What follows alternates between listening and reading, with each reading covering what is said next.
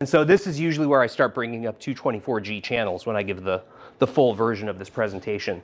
So it starts to matter when we're dealing with the very fast interfaces.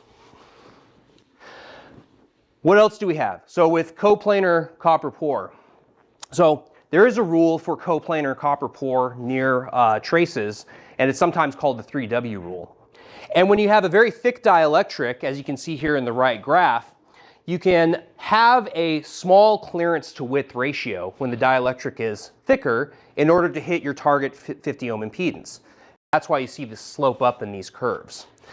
You can see here also that the trace widths needed in order to hit the same target impedance start to become very similar as you scale down the dielectric thickness. And so that's what requires pulling back this copper pour in order to hit that specified target impedance. So you start to reach the limit of the 3W rule on strip lines once you get below the 2 mil dielectric thickness. And you could eventually get down to, let's say, maybe a 5W rule for coplanar pour once you get down to these very thin layers that we're talking about, like Paul mentioned, down to 1 mil of thickness.